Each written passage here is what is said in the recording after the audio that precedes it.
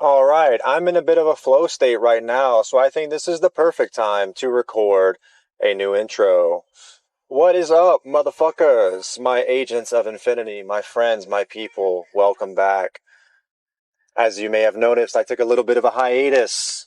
There's a reason for that. I needed to reevaluate my relationship with this project and what I aim to accomplish with it, right? It's taken me a little bit of time. And, one of the things that I've noticed about it, son of a bitch, I have this music on. Hopefully that didn't interrupt. Might have to hear a little bit of Cruella in there.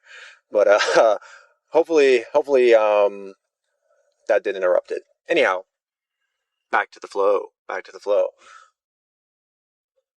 I was putting a lot of pressure on myself with this project, building out a schedule, worrying about if I was delivering exactly what I meant to, worrying about if this was, a cookie cutter. Like I set very fine, uh, restricting parameters for how I was to do this project. And that made it something that became a lot more of a job than, um, I was a slave to myself. I had become a slave to myself and this restrictive framework that I created to justify the value or to by which I was measuring the value or quality of what I was producing. And so I had to step away from it because it had become draining for me. This had become draining for me. And I needed to find a relationship with this that was not draining because I don't want this to be draining. And I think some of you may have noticed the way I had been sharing myself with you guys in my intros was not at all the same type of energy I've shared with my passengers for the most part. And that's the thing. I was like, man, it needs to be fucking consistent. Because anyone listening to that is probably like, okay, well, what are we going to get from this guy? Who the fuck is this guy?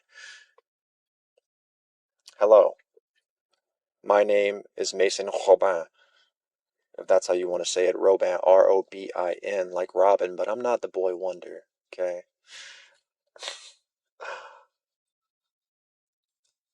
Welcome back to the show. I'm happy to have you here. I'm grateful that you have come back, truly. Let me turn down this little fucking iPad back here. I'm grateful you are back. Thank you for showing up. Thank you for being here. I appreciate you showing up and listening and being a part of this with me. Um, as always, I am inviting you all along this journey of me through these conversations where I attempt to have vulnerable, insightful, human, abundant, loving moments with strangers every single day. That is my mission. That is my work. Helping us all unlock ourselves. Helping us all dissolve the distractions that keep us from being the humans we are meant to be. A snake never worries about how to be a snake. A dog never worries about how to be a dog. And a bear never worries about how to be a bear. They just are, right? And I think a lot of us get distracted from the human element of our experience in ways that we aren't exactly always aware of. Because if we were aware of how we were distracted, um, surely we would be pursuing solutions together. Um, and that's what I'm here for, just to help lead the way. Uh, Not to say I think I'm anything special. Not in any way that the rest of you are not special. We all have this same basic abundance within us as humans. And our access to that is a choice. It's something we have to invite.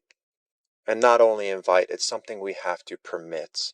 It's something we have to commit ourselves to, and not in a way that is tainted by pressure and, as I put it so beautifully recently, tainted by demand and judgment. demand and judgment, this vicious cycle of being enough or doing enough versus not, and measuring ourselves by these superficial standards that society imposes upon us.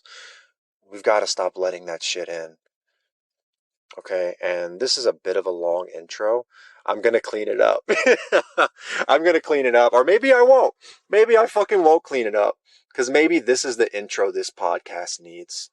I am inviting you all on a sacred journey with me together,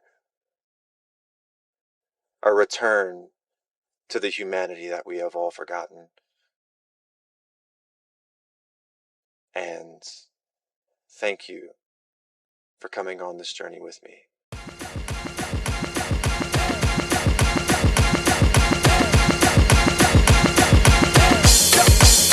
Everybody just bounce, bounce, bounce, bounce, just bounce, bounce, bounce. Ladies, put your hands in the air, say we don't care. All the fellas, put your hands in the air, say we don't care.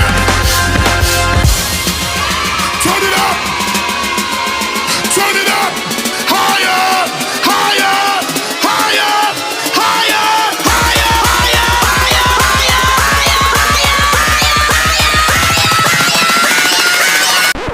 higher.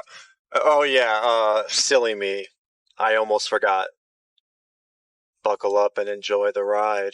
Everybody just bounce. Just bounce. Everybody just bounce. Just bounce. Big bounce.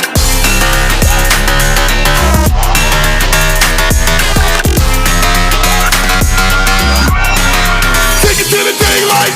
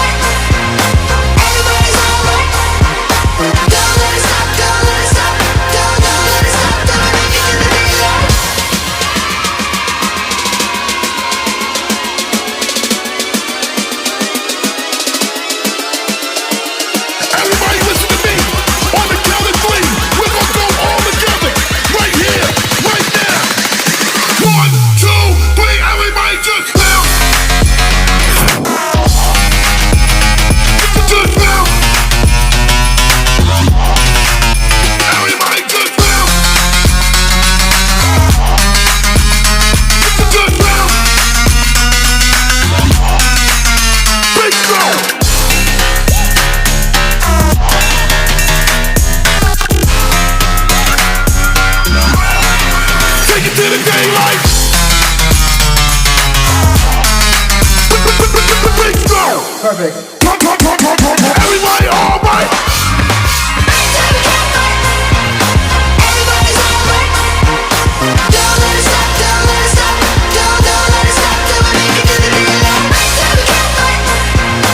Everybody's all right. Don't let it stop, don't let it stop. Don't let it stop till we make it to the daylight.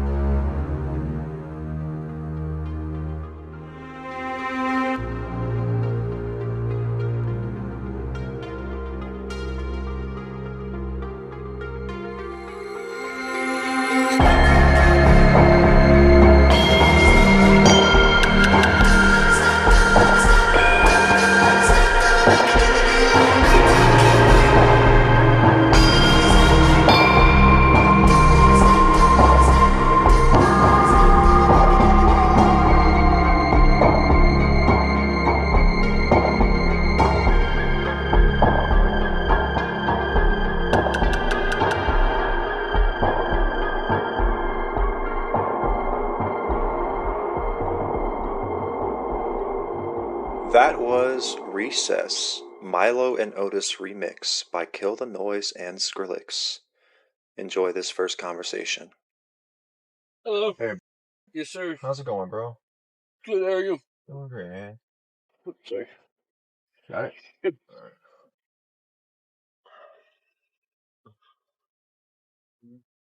right. Happy New Year, man. Happy New Year. How's your first day been? Good. Yeah? I had a migraine, but I got over it. Yeah, migraine? Yeah. Shit. Yeah. Yeah, that was worse than my little headache this morning. I just had a hangover headache. Yeah. Yeah. That's the thing. I didn't even drink last night. Damn, I know, right? might as well have. I know, right? That's what I was thinking. Damn. You feeling better now? Yeah. That's good. Is that do you get migraines normally? Or- Yeah. Yeah. Oh, excuse me. It's kind of a bummer. How's your day been? Oh, it's been good, man. Good. Had that little hangover this morning, but Yeah. ate, made sure I, hydrated and stuff. Went to the gym, hit the sauna. So Oh yeah. I got rid of that hangover pretty quick. Oh yeah. That's what's up. It's just moving slow for the start of the day. Yeah. I was kind of dragging my feet. But, yeah, no, we're good now though. We're cruising. Oh yeah. Cruising, man. It's been a good first day for sure. Oh yeah. Gonna do it again tomorrow. Wake up, eat, hydrate, gym, sauna, wash, rinse, repeat. Oh yeah. Shit. Yeah, I just started doing sauna regularly, like I don't know, about 3 weeks ago. I do it every day. Every day I work out. I enjoy it. It's good. It's good, Sure. man. Just fucking sweat it out. 15 to 20 minutes. Just sit there. It's a good little time to meditate or whatever. Practice my breathing. Yeah, just kind of zone out for a little bit. Oh yeah. Feels great after a workout too. But You ever spent time in sauna? a couple times. Yeah. Yeah, they're nice. What about like cold plunges or cold showers? No. No. Can't fuck with the cold, no. No. That one's a little harder to find relaxing for sure. Right.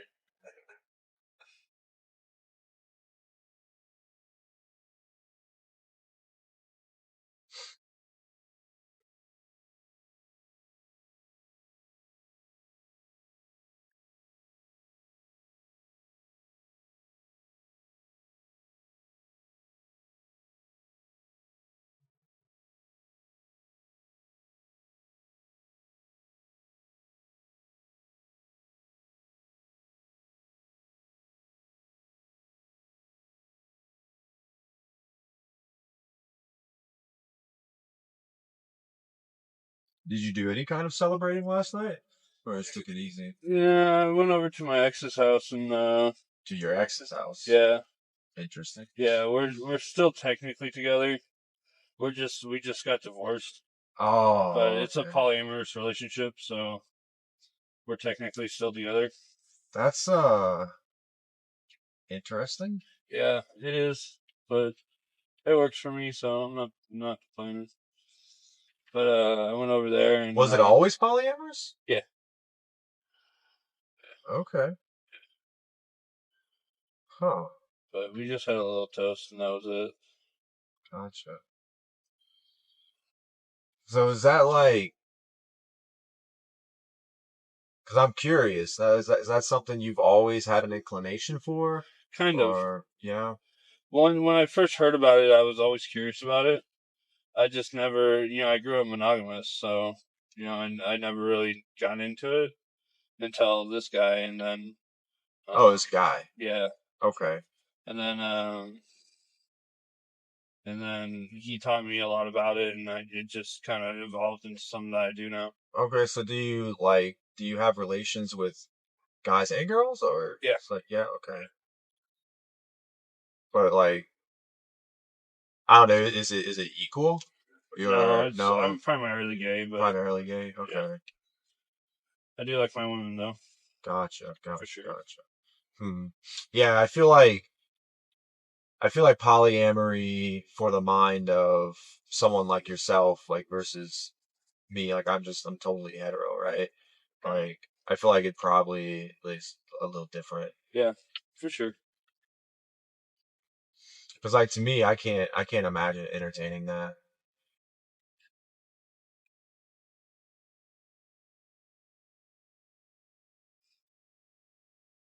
I mean, it's difficult sometimes, but Yeah, so like what parts of it would you say are especially difficult? Is there any possessiveness involved oh yeah, or for yeah? sure. Especially when I first came into the relationship, like I didn't know what was going on. I had heard about it. I had very little experience with it. Not enough to really, understand what was going on. Yeah. And then I was just kind of thrown into the mix. Okay. So there was a lot of possessiveness. And then once I got over that, it was a lot smoother. Well, what do you think was the mend for that? Were there any practices that were incorporated as part of like how you engaged in a relationship that kind of quelmed the possessiveness or Um, Two things. One, I love this dude, so I was going to do it no matter what. I was going to, work for it. So it was this constant daily struggle that I went through, but I was like forcing myself to go through it. Mm-hmm. So So that's a big one is the commitment. You right, were willing to do the work. exactly. Yeah. And then he also didn't budge on a lot of his beliefs. Mhm. So he wouldn't give in to the possessiveness, which helped Right. because He was like, hey, well, so he set firm boundaries, yeah, like clear, firm exactly. boundaries. Yeah. Okay, that's like literally. That's cool that you said that because those are two of the biggest factors in my head that I would have. I mean, I've never been in a relationship like that, but it seems like the kind of thing that the workaround for the possessiveness would have to be like communication, respect, boundaries, and also like in any functioning, well functioning, healthy relationship, like you've got to both be willing to do the work necessary to maintain a healthy relationship, right? Yep. I think that's a lot of what's missing from the dating world nowadays. It's like people aren't good at the boundaries, right? They aren't good at the respect, and they aren't good at doing the work. They don't have a willingness to do the work, right? Right. I think there's such a like a high burden of proof, I guess, for most people, which I guess like totally fine for everyone to have their own standards. You know what I mean? Right. But I think the burden of proof to like inspire someone into a willingness to do the work is so much higher than it needs to be. Well, in a lot of cases. it's difficult with that because then you'll never make it. You'll never get there. Right. If you never find someone that you're willing to do the work for, especially if your expectations are unreasonable. Yeah. Which I've found a lot of people's are. Like what? Like what kind of expectations would you say are unreasonable? Like they don't like one little thing turns them off. They're not willing to be like, okay, well this is just something maybe that we can work through. Especially later on in the relationship, so there's a couple of things. One is the polyamory thing. People are turned off by that, and instantly. I think that's totally fine. Yeah, I mean for sure. Yeah. But at the same time, if you're looking for if you truly understood it's not as big of a deal as people make it seem to be, because you still get all the time and effort you need. From a person. Because you communicate about it and agree to it. Right. Like exactly. how do I need you to show up? Are you willing to do that? Right. And vice versa. Right. But people just aren't willing to take that into consideration or put in the effort to get past just the general idea of polyamory. Yeah, I mean, for me, for instance, they have to accept it upon themselves, which isn't true. If I'm committed to a woman, because I don't date men, I just don't swing that way, right? But if I'm committed myself to a woman, especially sexually, she's got to be committed to me too. Right. Like she doesn't. Like we could have any other, like whatever, you never get to have physical relations with another man. Otherwise you have 0% of my commitment. Right. That's just how I operate. Always will operate that way. Right. Don't need another man plowing my woman. Right. Never. Yep. No, I agree. Like the amount of submissiveness and emotional investment and Right. trust that the average woman needs to possess in order to allow a man to do that to her. No. Right. No. Like you're not going to share yourself like that with other people. Like Right. that's where I get off the train, right? Where it's like, if we want to invite another woman in, that's one thing. But like, I would never do like 2 guys and a girl in a threesome because I have no interest in men. So to me, like fairness in a threesome is everyone's equally participating. Right. Right. Otherwise, then it's just unbalanced. Right. Right. Yep. But I don't know, like what other kind of issues have people expressed with the polyamory? Does it come from within the community as well, or like? I mean, not really. There is some of that, like but most of that is like if you know a different polyamory family, and then and they have issues with each other or something like that. Yeah. That's where most of that stuff comes from, which I've never ran into. I just like prior experience with seeing like negative impacts of polyamorous relationships. Yeah. Okay. That's understandable. But you haven't heard any like, I guess, baseless or unfair scrutinizations that you could point to within the community. No. Or from people who like have a distaste for it.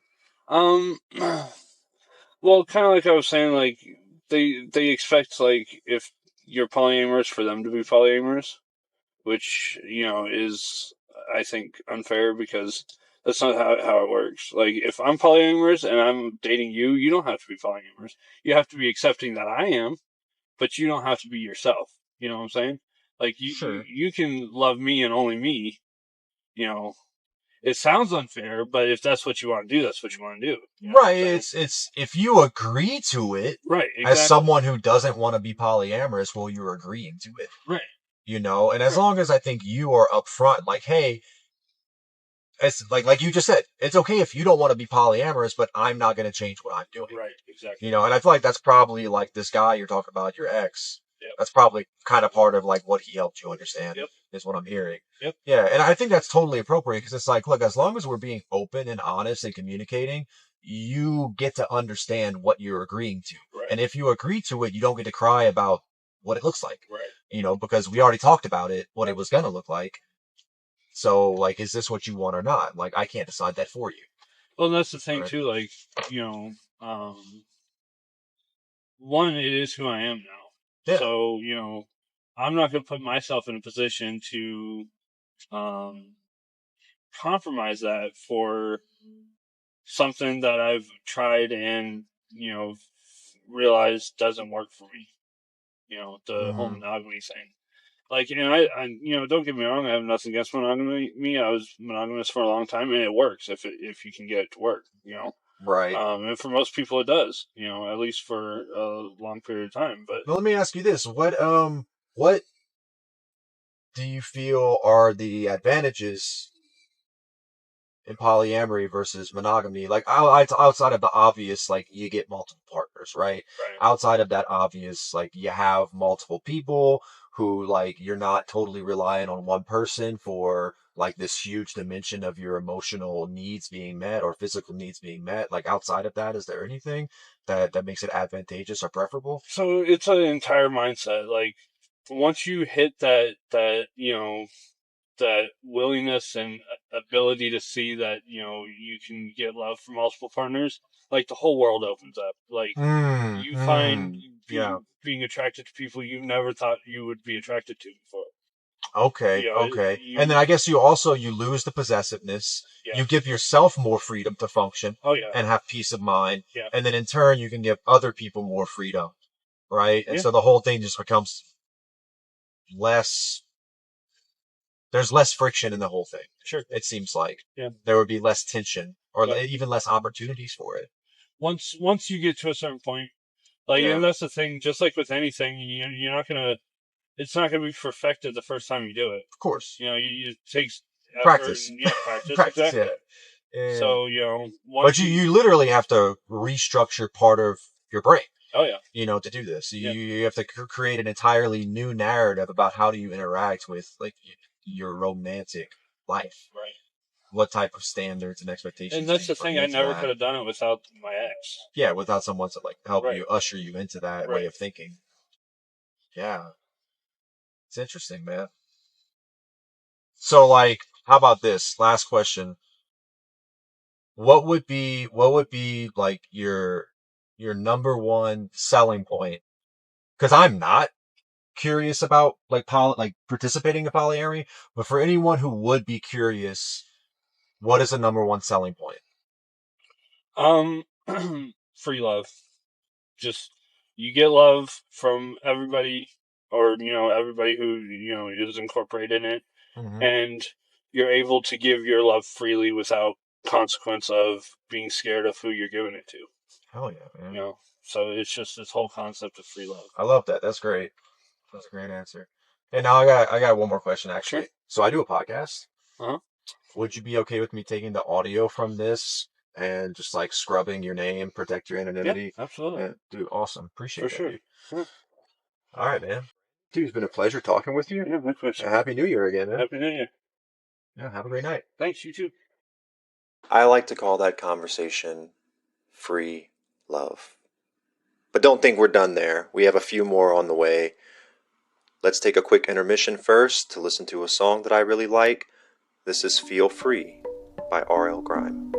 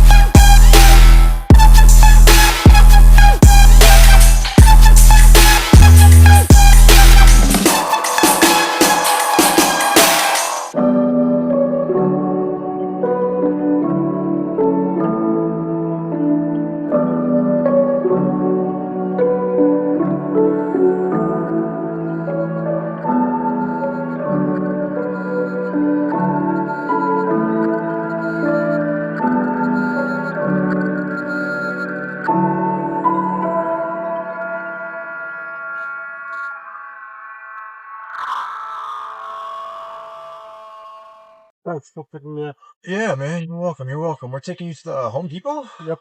Okay. Are you going to work? Yep. Damn, dude. Yeah. Fucking graveyard, huh? Yeah. Shit, dude. Man. Oof. Is that normal? It's an extra shift I picked up. Extra shift? So you're not normally working all night? Actually, I am. I usually do the graveyard shift. Oh. Just not normally on Sundays. No, on Sunday. Weekdays Gotcha, only. gotcha. Well, at least you're like not changing like the hours that you know what I mean? Like you get to you're working like your normal hours. Some nighttime. Yeah. No, that's good. I recently just like started making the shift to nights, the change, decided to commit to nights. Has it been busy? Yeah, oh yeah. It's been way better. Just as far as like the amount I'm earning, it's I feel dumb for not having committed to it sooner. But you live and you learn. But yeah, man, I'm about like today is the last day of like 2 weeks. So like today is the last day of my second week, and my body's catching up and stuff. Nice. It's been a little rough. It's been a little rough, like making that switch, but it's my body's catching up to it, and it's starting to feel normal now. Just gotta push through, and How long are you gonna stay out? I'll stay out. Yesterday I got home at about 6 a.m. Ideally, I would be getting home sometime between 7 and 7:30. So that's kind of that's what I'm working for. I want my bedtime to be 8 a.m. And then I'd wake up, sometime between 3 and 4 p.m. Is kind of what I'm shooting for. But really and truthfully, as long as my body is getting the rest that it needs, I'm fine. It's like if it ends up being 6 hours one night, 8 hours the next night, like as long as like my work schedule is consistent, and then like when I fall asleep is consistent, that's really what I'm after. What's that?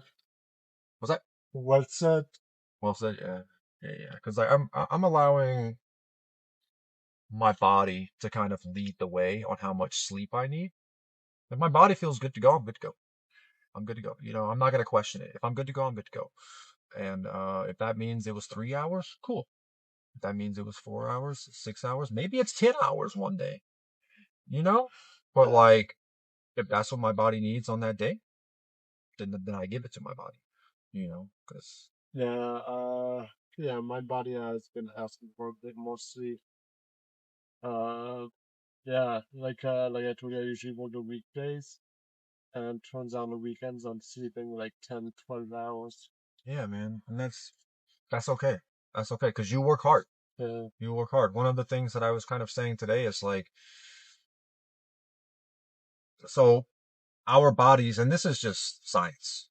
This is just science. Like our nervous systems, our bodies, our brains are designed not only to work, but to work for a reward, right? We're designed to work for a reward biologically. So if you are putting in like working, you work hard, and you don't give your body the reward for working hard. And like sometimes the reward maybe you get to sleep 12 hours. No, you know what I mean? Yeah. But it's like if you deny your body the reward for working hard, well then your body begins to protest. Your body begins to protest. Your mental health declines, your physiological health declines, your gut health declines.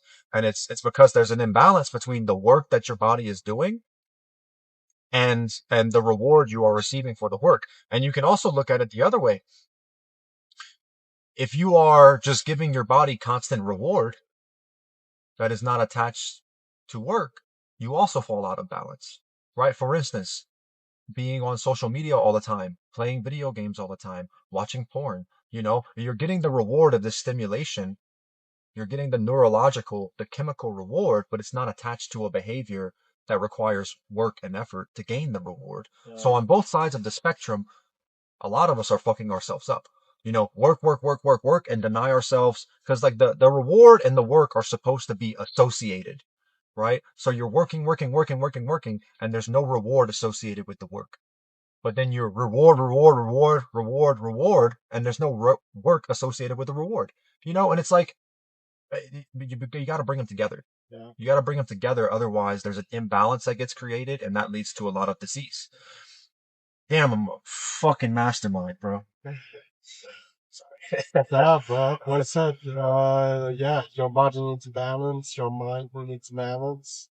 And like you said, it's the work reward balance that you need. Because you got to think about it. What were our nomadic ancestors doing before agriculture? And even once we established agriculture,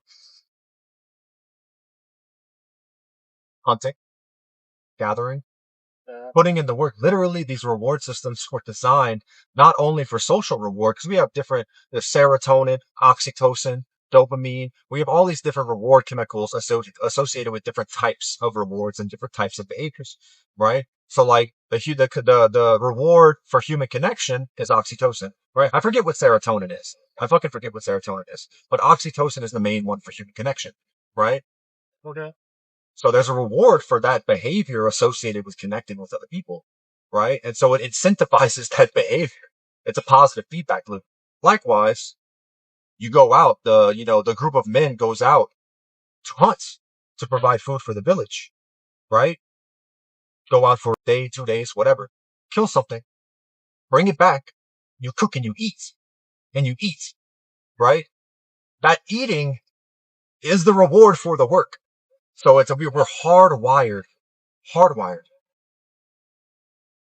to maintain this relationship between work and reward. And when that gets disrupted, so too do we internally get disrupted. Yeah, I see what you mean. Yeah, that does make sense. So now that I've laid all that out, do you think there are any ways in your life that you could be more intentional about providing that balance to yourself? Like, where are you possibly working that you are not giving yourself a reward for that work? And then also, where are you possibly giving yourself reward where you are not demanding work for it? Like you brought up, I think the social interaction. I haven't been given myself enough time for social interaction. To get a reward for that. And I think, yeah, definitely gives a sense of imbalance in but fortunately, I haven't found the time to do so. Okay. What do you think is preventing you from finding the time? I guess finding the quick rewards always. I do spend a bit of time playing video games, watching many movies, and taking in information. I do spend a good amount of time reading, watching documentaries, trying to find more work opportunities. Um, yeah, definitely spending more time trying to find work opportunities and rewards in that way, which I guess has been tiring me out a bit more. And my Okay. body is trying to compensate by making me sleep more. Maybe. So let me ask you this: why are you pursuing new work opportunities? Always a sense of wanting to develop to increase income, I guess. Why? Something that was hardwired into me, wanting to grow, wanting to grow. Mindset is always on do better, be better. Okay. And what does that look like? Better, doing better, being better. What does that look like? Because that's very vague. What does that mean to you? Like, for example, it's wanting to climb up the ladder at my current job, wanting to find, I paint as well.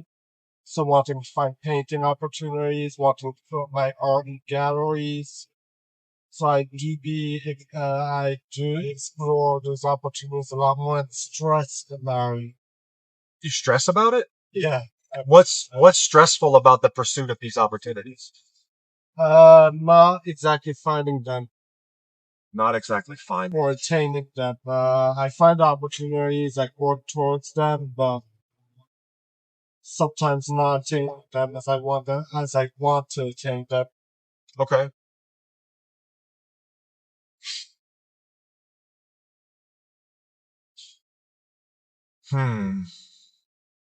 So, as we can see there, like I was saying, you just kind of proved my point, right? No. So, you're putting in all this work to pursue opportunity to climb up the ladder in your job or put your art in a gallery or whatever. You're putting in all this effort for a particular outcome, and the effort is not leading to a reward, Yeah. right? So, And at the same time causing the imbalance, not pursuing more social interactions and not getting a reward that way. okay. Now, let me ask you this. Maybe we could kill two birds with one stone. How many people do you actually, like, do you ever go to art events? Yeah, I do. You go to art events, do you speak with people there? Absolutely. Okay. And do you speak with other artists? Do you speak with people who run the events? Do you speak with people who like actually bring the art into the events? Have you been trying to actually network in person to make the connections? Because like that's that's both of them. You get to work on the social interaction, right? And then also share your work and potentially get an opportunity for it to go in the art exhibit or wherever you want to put it, right? How have you been doing that? Is that part of how you pursue the outcome you want? Absolutely, yeah. Also, can I use my vape? Is that okay with you? Yeah, go ahead. Appreciate you. I do find a reward in that because I do network, I do create new connections, and I get to explore new opportunities. Mm-hmm.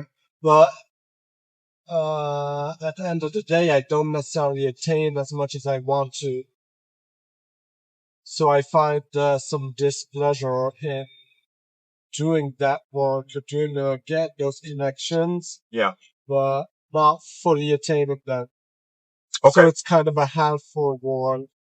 And I'm like, I know it could be better. Okay. I'm gonna try to have us dig a little bit deeper into what the outcome actually is that you're after, because I'm pretty sure I know what the outcome is that you're after, but I want to help guide you to it. So, why is it? Hold on, let me ask you this question first. Right now, no one is putting your art in the galleries, right? You don't have your art is not being put in the galleries or whatnot, right? Currently, no. Not currently. So, what is being done with your art? What are you doing with your art? Currently stacking up canvas at home. You're stacking up canvas at home Yeah. and doing nothing else with it. You are doing nothing else with your art. I try and share it on various social media. Okay. I try and get more viewers on it.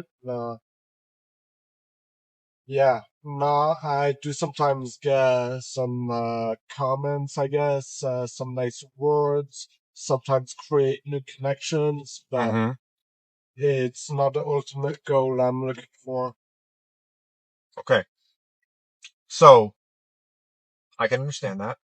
So you are sharing, you're stacking up canvas at home. So you're looking at a big pile of canvas that nothing is getting done with, right? Yeah. All right. Well, do you have a story behind your art? Is there a story behind any of your art? Or is it just pure like feeling and intuition and It absolutely carries a story. carries a story? Yeah. Have you ever tried to write down that story? I have. Do you do it like in the captions or Captions, artist statement, Okay. on social media sharing.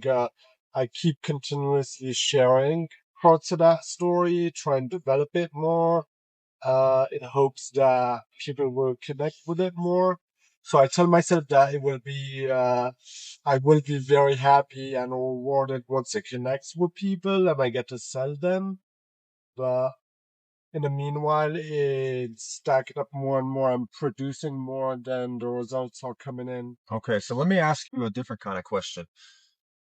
So I understand you want to sell your art, Or, but is the value of your art contingent on money? not necessarily. Not necessarily. The priest. I enjoy appreciation of it. Sorry. What about to you?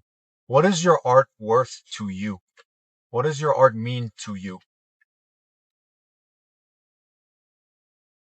For me, it's a sign of personal growth. So I do get rewarded when also my art gets better and better. But who decides that it's better? Uh, I, I get to, I guess, in my eyes, because I do see it develop and improve. So I do see improvement, which, but it's only half of the reward if it keeps stacking up at home. But let me ask you this now. Are you proud of your own work? Absolutely. Okay. And so you don't need the money to be proud of your work. I agree. Right. So how could we, or how could you ground yourself within the value of your work outside of the money?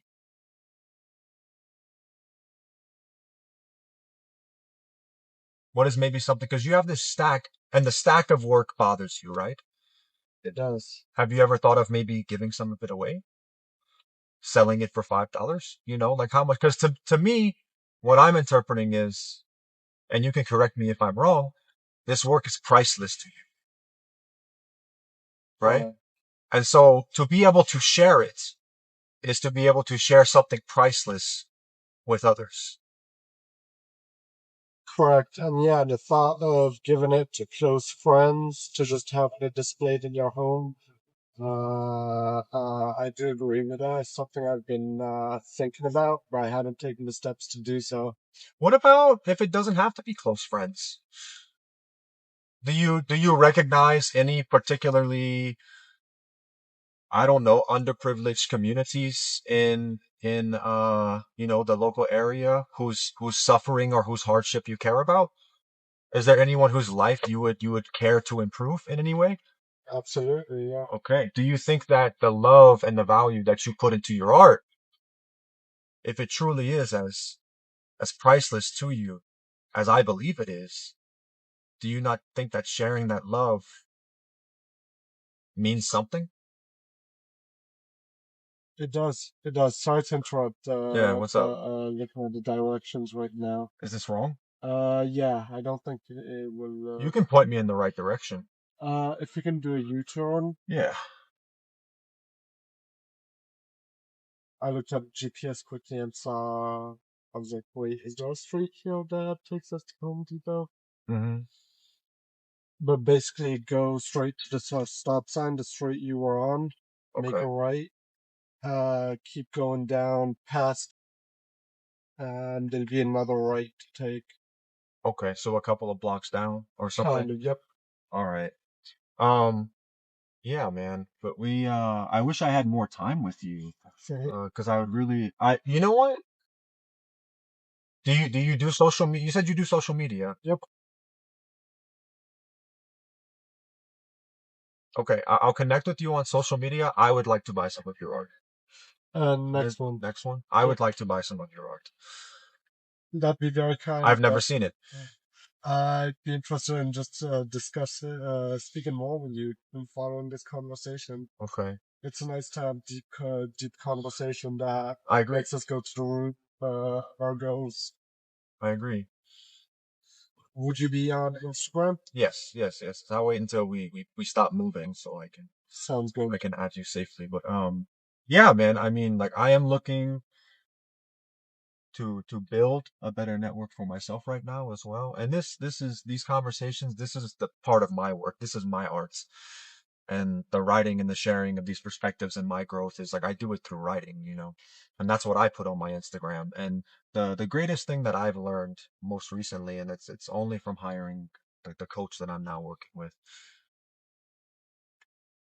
That's very nice. When you find, well, no, this is the thing I've learned. Is it this entrance? Yep. Yeah. The thing that establishes the value of our work is our willingness to give.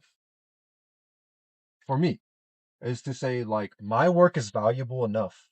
What I have to share, what I have to give is valuable for the sake of what it is, because it is priceless to me, and I get to share something that is priceless and abundant with everyone else. Okay? And that to me, that is, I get to do that.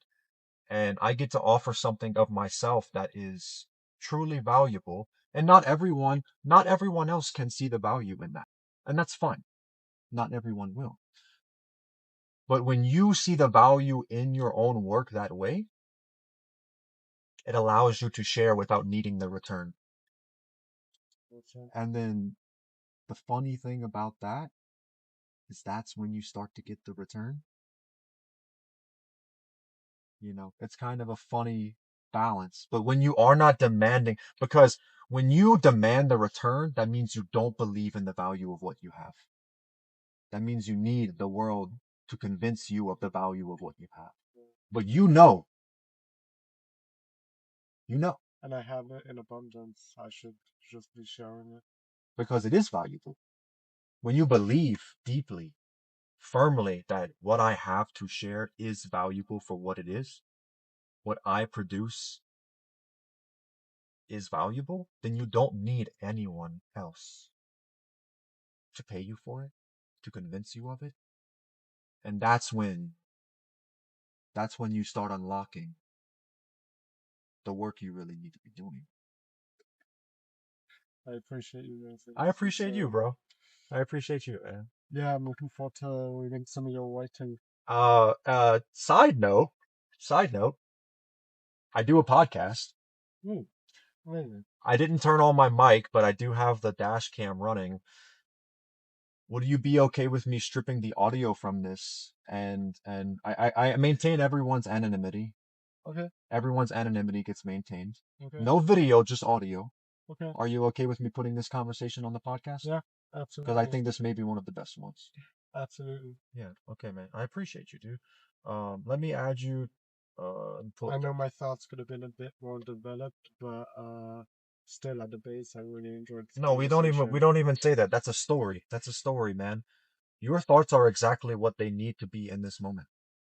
You don't ever apologize. I know this. No. You are where you are, and that is perfect for what it is. And you are on your path the same way that I am, the same way that everyone is. And it is that belief. Yeah. It is that belief what I'm talking about. It is what I have now. Like your voice and your word is exactly what I needed to hear for this conversation to happen. Yeah. The path that we walked together in this conversation was exactly what it needed to be. Absolutely. It was exactly what it needed to be. And I appreciate you showing up for that. Thank you, Mason. I appreciate you for going into it.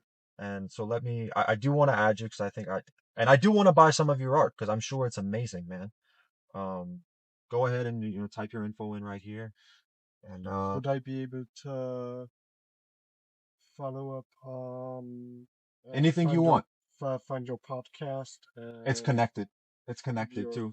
So did you I followed you. So if you go to my account in the bio, podcast stuff, boom, click on it. Here's the podcast. podcast content. There's a Spotify link. It's nothing personal. It's nothing podcast. personal podcast. Yeah. Love that. I don't know where. How do I open up the Spotify link, please? There we go. So you just click it. Spotify opens up. I've been in a little bit of a. I needed to refine my relationship to the podcast recently. Okay. Because I was putting too much pressure on myself, kind of like the way you were, right? Too much pressure on myself, and now I'm realizing this is part of the gift I have to offer. And it's going to be something that I meet with love and peace and ease and fun. Fuck it. I want to have fun. Yeah. I don't want this to be another job, right? I don't want this to be something that I put all these conditions around for it to be good enough. Yeah, you're looking for natural conversations, so yeah, amazing to have fun with them as well. It's their job. Yeah. Dude, hey, it's been an absolute pleasure meeting you, man. Yeah, same here. Dude, Same here, Mason. Dude, all the love to you, man, and I can't wait to have some of your art on my wall. And I'm looking forward to listening to your podcast and listening to our natural conversations and making people go in depth with it and go behind their thoughts more and understand things a bit more. It's only gonna get better, man. Cheers, Mason. Appreciate you, bro. Hey, have a blessed night, dude. Thank you very much to you as See well. ya. See ya. That is a conversation I like to call the value of arts. Next up on the playlist, we have Here We Go, Hot Right Now, a mashup of two songs by an artist many of you may not want to listen to. If you have a problem with Bassnectar, totally understandable. Skip ahead 3.5 minutes. We'll see you on the other side.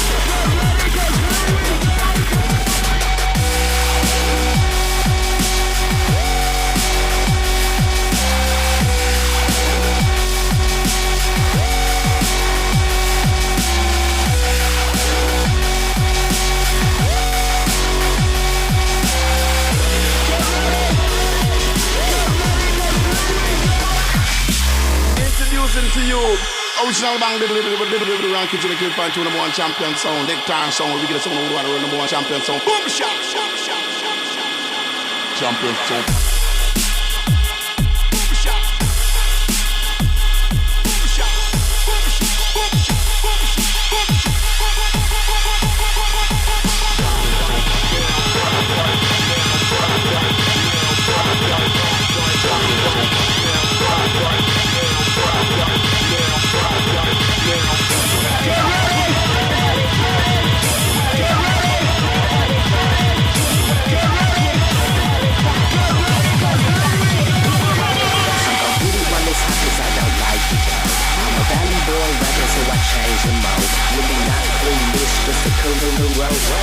I'm a rap for show.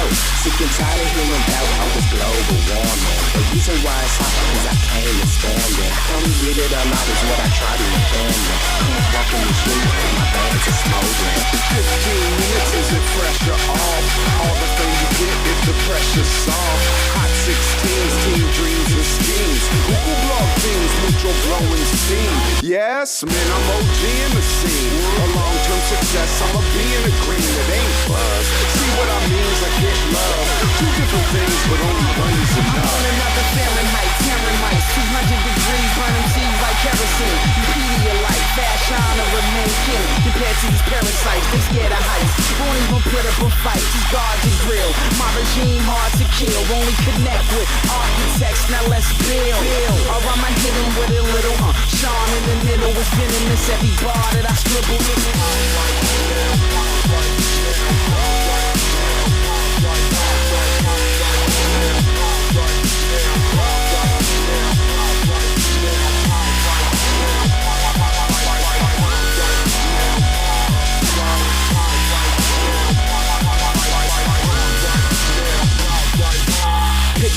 sun, see I'm hot right now.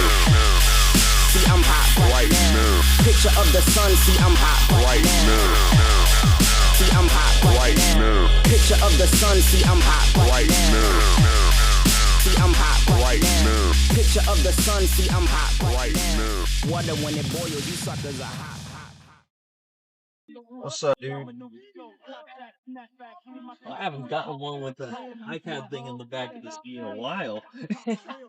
You haven't gotten what? A lift with the iPad thing on the Oh, back of the seat. I thought you said you haven't gotten along with it in a while. No. And I was like, damn, what's the beef, bro? No. I was like, what's the fucking beef here? Do we need to squash it? Like, what?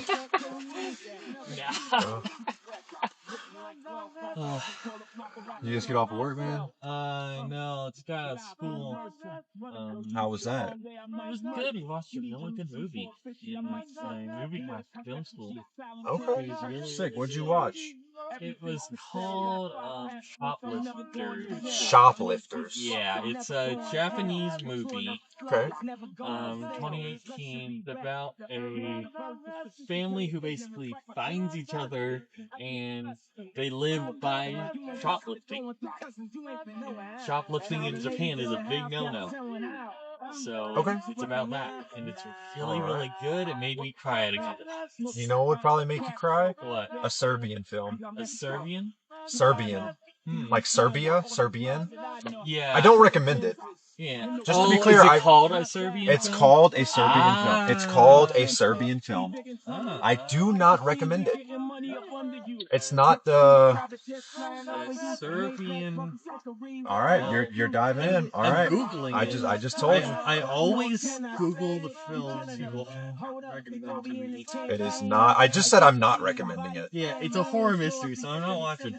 I would not call it a horror mystery. It's just gruesome. Yeah, it's Yeah. You can read a synopsis. Nah. I mean, like, it has a 45% on Rotten It has a what? 45% on Rotten Tomatoes.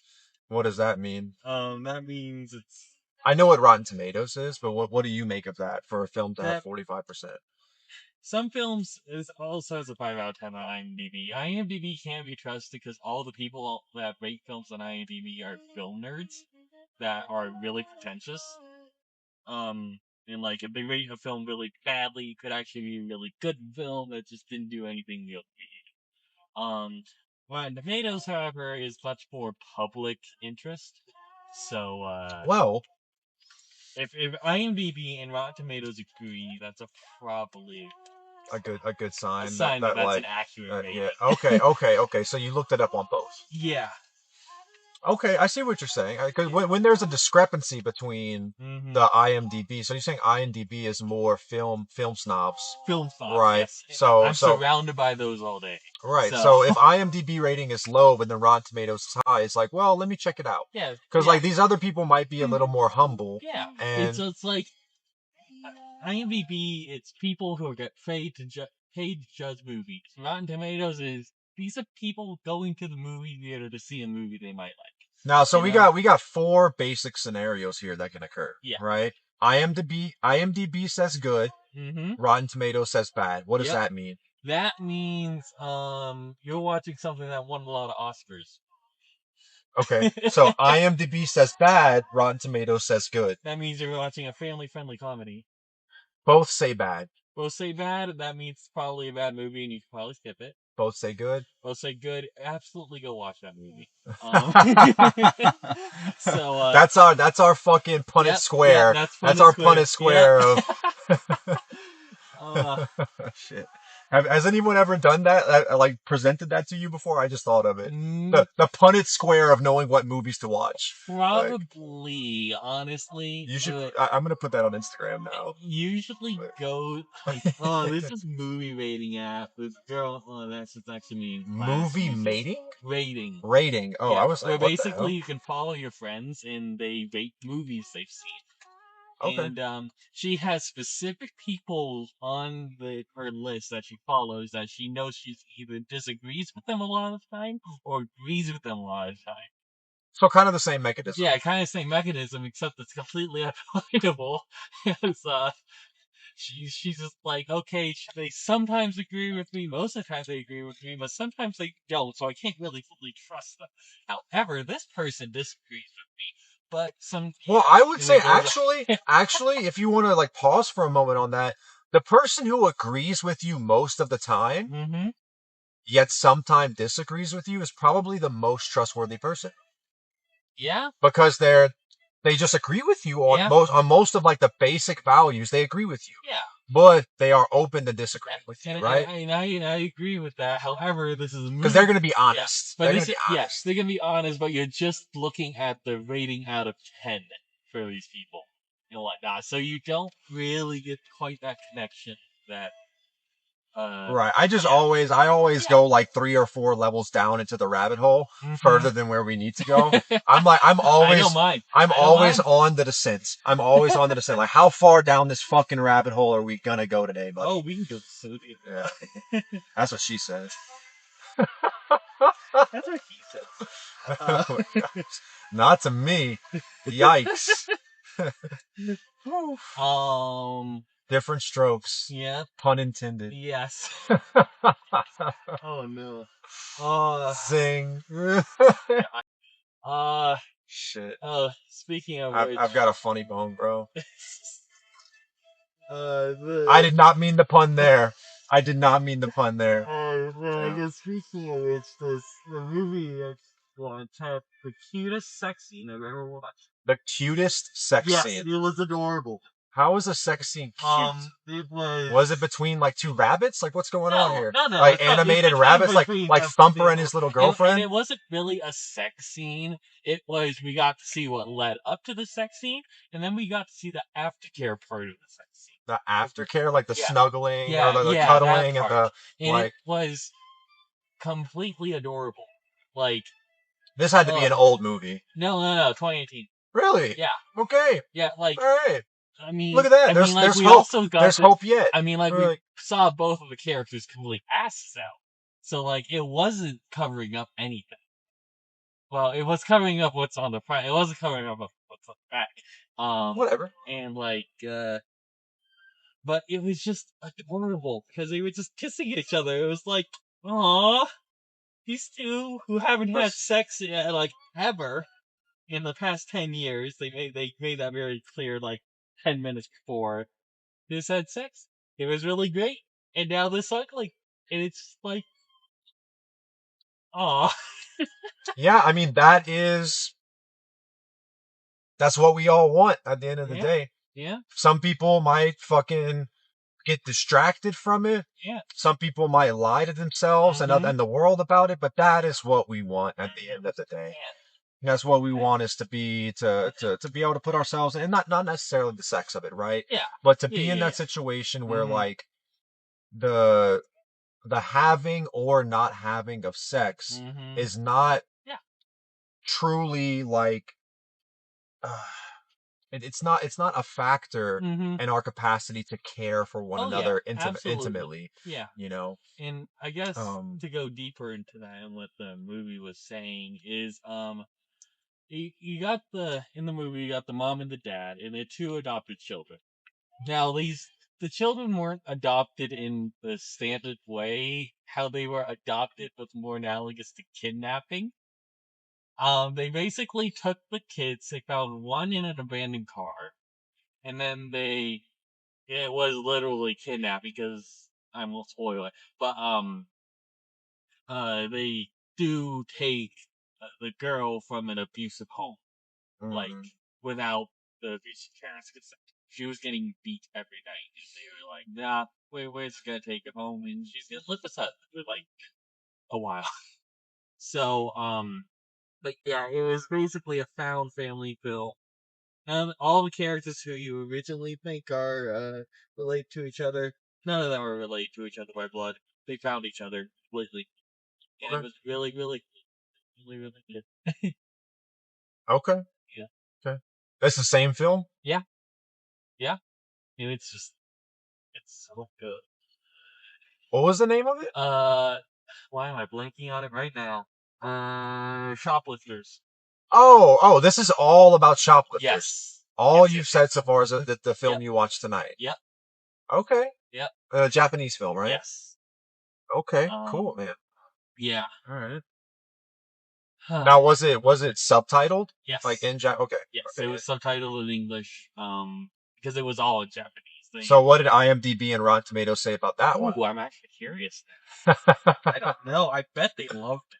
Because I think this is this guy's highest grossing, probably best film. The person who directed it. Shop. There we go. Let's see. IMDb, it was 7.9, which is very good for IMDb. Is it? Rotten Tomatoes is 99%. Okay. And then Metacritic, which you can also use, is 93. So yes. Do you have an app that shows you all of these? No, I'm looking this up on Safari, and it just it just lines them up. Yeah, it lines them up. Okay. Really nice. Yeah, it was.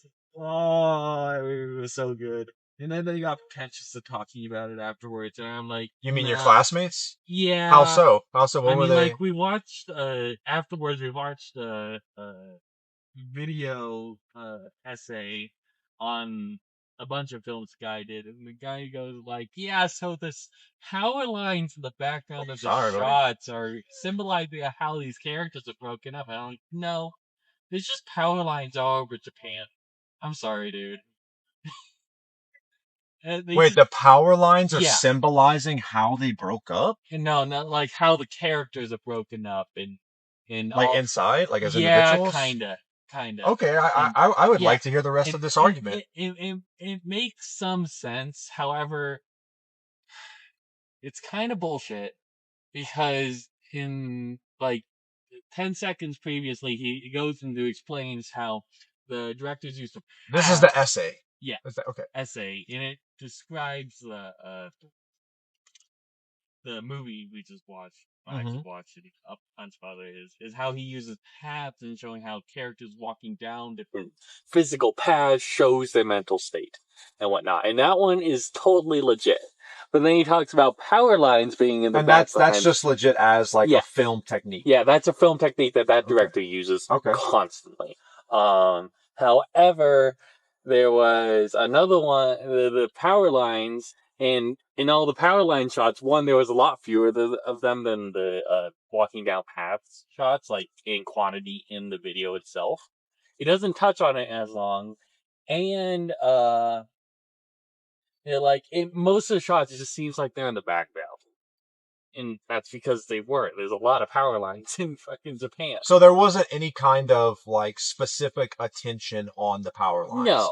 They weren't brought to the forefront or focused on, or feels like they were just there behind where the characters just like a passive part of the setting. Yeah. And maybe he did think about it, but like it sounds like a projection. Yeah.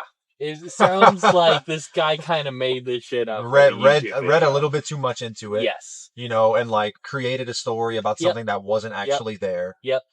I got good at figuring that out because I took English. That's what English teachers did all the time. I got. I don't know how. How do I explain how I got good at that? Just life experience. Yeah. Just life experience. And I think recognizing in myself, like being able to see when I am projecting has helped me to see when other people are projecting. Because it's kind of a 1-to-1 ratio, and it's I don't know. So like what kind of interpretations did you get from your classmates that because you said you guys had an open discussion about it, right? Yeah, we did. I have to remember now because a lot of things were said and a lot of them were right. I just was tired and didn't listen to any of them. Let me just remember.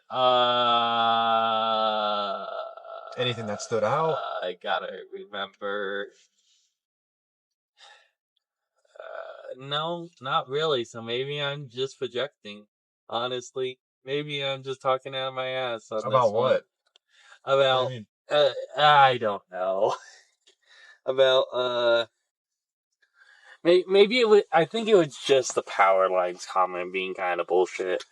I think that was. But that wasn't your classmates. That was just the essayist. So yeah, I think that my classmates were pretty much always right.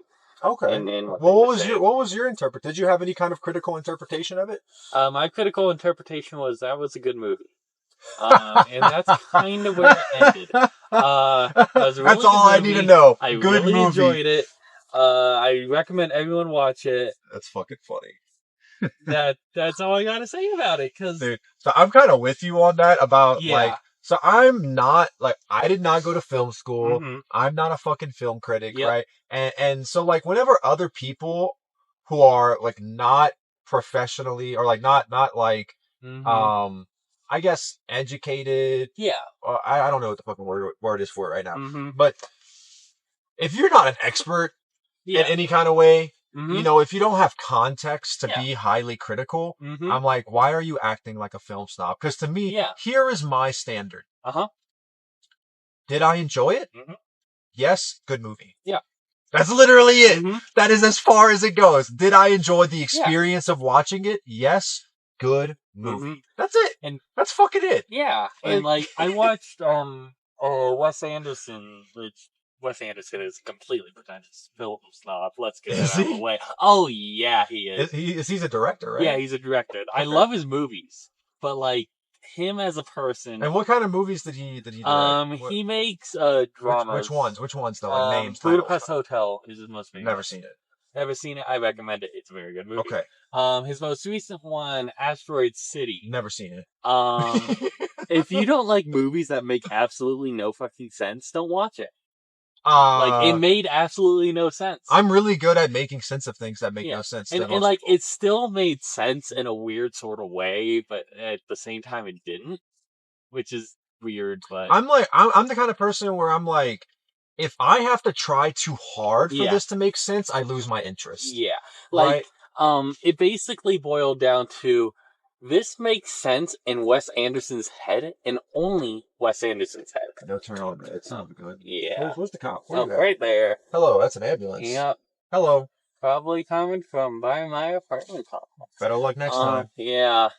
But the movie made no fucking sense. I still don't fully understand it, but I enjoyed the movie. And at the end of the day, that's all that matters. I do like movies that where it's weird because like okay, Yeah.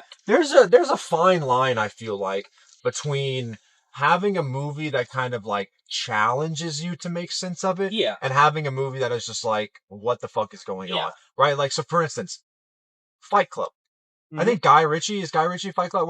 I haven't actually watched Fight Club. Who did? Okay, so there's Fight Club, and then there's like Snatch. Never heard of that And one. I think those are all Guy Ritchie. Like these movies Yeah. that have that Brad Pitt. There's like Yeah. Lock, Stock, and Two Smoking Barrels. I think. I think this is all the same director. My friend Matt, Probably. he was in school. He did theater. Huh. He would know. But he also introduced me to all of these movies, Mm. right? And so I'm like, these movies are to me very well designed. As like Yeah. the plot is not. Okay, like, you know how Pulp Fiction isn't, like, directly continuous, but it all comes together? No, because I've never watched Pulp. What the fuck are you doing, bro? You've never seen Snatch, you've never No. seen Lock, Stock, No. you've never seen No. Lock, Stock, you've never seen Pulp... No, Literally... I'm a film student that all right, hasn't watched all many right, films. sir, what is... Open up the notes on your phone right now. I'm aware that I need to watch these. You are going to love these. What about Quentin Tarantino films? I do not watch Quentin Tarantino. Bro, films. holy fuck. They're too violent for me. Okay, guy, buddy, how old are you, 19? I'm 21. 21, okay, dude. I've never liked super violent films. Like, I can't watch John Wick shit. I can't. You I can can't. watch them. Oh, I can. I'm You just not can. gonna enjoy myself when I'm watching You can it. watch them. And I'm gonna have to look right in the movie. Are you squeamish? Yeah. So you can't watch like film of medical procedures being performed? No, hell no. Okay, so What definitely never ever in your life do not do a Serbian film. Do not do that. Yeah, I know. I figured that out It's first. that one is. I'm not even going to tell you what happens if it, it just. You can tell me what happens. That's fine. No, It's just- I won't. I okay, won't. It's fair enough, just fair not even worth it. enough. Not even worth it. Nope. Don't even. That is like that. If anyone wants to, whatever, they go look it up on your own. But I will never recommend. That's all up to you, buddy. I could have gone my whole life without seeing that, but you know what? It's we do what we do. Yeah. Anyhow, open up your phone and put this in your notes. You Okay. need to watch this. Okay. Because like these are all very well designed. Yeah. These are all very well designed. They make sense, but it's like you have to really be paying attention. You said you hadn't seen Fight Club? I haven't seen. Okay, Fight dude, Club. watch Fight Club, dude. Watch Fight Club. I'll put that down. All right. Lock, Stock, and Two Smoking Barrels. Lock, Stock. That's full. I think that's what it's called. Lock, Stock, and Two Smoking Barrels. Okay. Snatch. That's with Brad Pitt. Smoking Snatch. Barrel. Okay. Have you seen fucking Boondock Saints? Boondock Saints. I don't think God dang it, dude. Pulp Fiction. I know I need to watch that. Okay. What other ones? I never watched, because there's a second Boondock Saints. I think it's called Boondock Saints 2 All Saints Day or something like that. I have heard of that one. So I never saw that one, so I can't recommend it. But all of those other ones, I feel like there might be one or two that are like in the same kind of flavor. There absolutely are. Oh, you know what? Also, Requiem Requiem for a Dream. I have seen that one. You've seen Requiem? Yes. What did you think of that one? I had to look away at some parts. Okay. But I really, really enjoyed it. So you're 21, right? Yes. All right. Time to start not looking away from the ugly shit in the world. I mean, like, All I'm saying is, like, I don't like watching people experience pain. Yeah. Okay. So like one physical of the things, pain, not mental pain. I understand. Physical pain. One of my pastimes. One of the things. It's not about it being a pastime. It's about understanding what the world is and being able to contend with that and move forward confidently. Right. You can't hide from this stuff. Okay. Like, you have to be able to see it and understand it and appreciate it for what it is to accept it as part of what we stand against. Yeah. Right? You can't fully know what you stand against without looking it straight in the fucking face. Fair enough. You cannot. Speaking of the rabbit hole, okay, like let's get down in there. Let's get down in there. You need to be able to look at the things that are difficult to look at, or you're never going to be a mature human being. Yeah. On it. Yeah. Period. You're right. You are right. And I'm not saying this to like criticize you or anything. I'm just saying, like, this is this is true. You're right. You cannot be. I completely agree with you. Yeah. Something I need to work on. A lot of things I need to work on. Well, need is a dangerous word. You know, need is a conditional word. Okay, I need to do this because whatever. Like, okay, so even if we want to reduce this to, I need to drink water. Well, yeah, if you want to live. Yeah. Right. So need is always conditional. Do you want to become more mature and like more powerful as an individual to actually pursue the vision of a future that you want? Yes. Okay. Yes, I do. So then you have to be willing to do the tough work necessary to get there. Fair enough. And that includes looking at shit that you don't want to look at sometimes. Yeah. I guess I view movies as entertainment, and if it's not entertaining me, I don't want to watch it. But that is a very, very critique. Yeah. So, and you were very right. Increasing your psychological capacity in that department is also going to increase your capacity for empathy and love. Fair enough. You know? All right. And quick question, Mr. Yes. So I do a podcast. I bet you do. You sound like someone who would. I do a podcast. Are you okay with this conversation? Just the conversation? Hell yeah. No, yeah? Fuck yeah. You're cool with if you this give me going the up? name of your podcast, hell yeah. It's called It's Nothing Personal. It's nothing personal. You sound like someone I could listen to for fucking hours. I appreciate it, man. I've been on a bit of a hiatus, but you know, I think I've kind of like recalibrated in some important ways the past few weeks, and podcast is about to get way better. Go ahead, use a different name for me. Use a pseudonym, but that's it. I just like I mute it. No names. No names. Awesome. No names. Awesome. Even better. Anonymity is 100% protected. Awesome. No faces. Cool. Right? It's all just the audio. Yeah, man. Yeah, go ahead. Thank you. Great talking with you, buddy. Yeah, you took down that list of movies, yes, right? I took down that list. Highly recommended. And you know what? Put them through the Punnett Square test. Yeah. Yeah. I mean, just for context, that Punnett Square test is completely bullshit. But it's not a bad guide if you want to judge a book by its cover. Oh yeah, man. All right, have a good night, dude. Appreciate you. Thank you. See you. Okay, guys, I hope you enjoyed that one. As I said, highly do not recommend, 0% recommend, negative 100% recommend that any of you watch. Just don't watch that movie. Not worth it. Anyway, I call this conversation Don't Look Away, ironically. And also, I apologize for Kanye West running his mouth. That song is called Otis, very good song, but I mean, you know how Kanye does, right? He's gonna let me finish, of course. This next song is called Function. It is by a group or an individual. I'm not sure. I do a bad job of looking up details on the artists that I follow and the people that I follow. But it's a song called Function by Andreilien, Andreilien. And just for the record, I will be including all of this kind of essential information in the description if there's anything you want to reference that we have mentioned in any of these conversations, along with the conversation names and the song titles and things like that. All of that's going to be in the description. So enjoy this next song. And then afterwards, the final conversation on this episode, Symbiosis.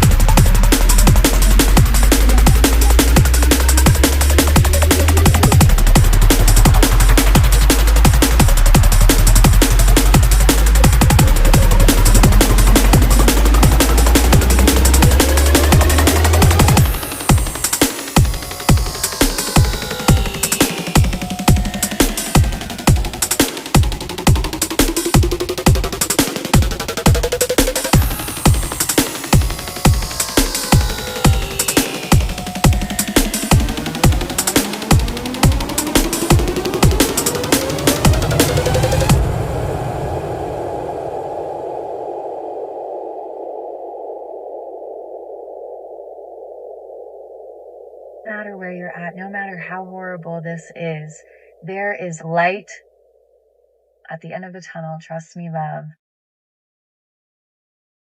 Hey. You getting on a flight? No, I work there. Oh, I was Yeah. like, you are traveling light, No, girl. I Like, wish I could dang. travel light. Shit, well, you could. No, whenever I like go somewhere, it's usually to go visit family, and I always gotta bring them something. That's sweet of. Where's family? Ohio. Oh, okay. Yeah. So the Midwest. Yes. The Midwest. The fun part. As it were. As it were. Yeah. What are you doing here? School. Okay. Yeah. Cool. Are you normally going to work this early for like 4:30 in the morning? No, not really. Usually I'm like 6 a.m., but they needed the help, so I said I'd come in. Not really used to it. Oh, you're just a fucking sweetheart. Yeah. He was like, yeah, sure, I'll come in. All right. Only sometimes. Usually it's for the money, you know. Oh shit, I missed the turn. That's all right. We can start. So, just added a minute to the trip. Sorry, you gotta deal with me for an extra minute. Oof. Oh, what? Yeah, what'll you do? Right.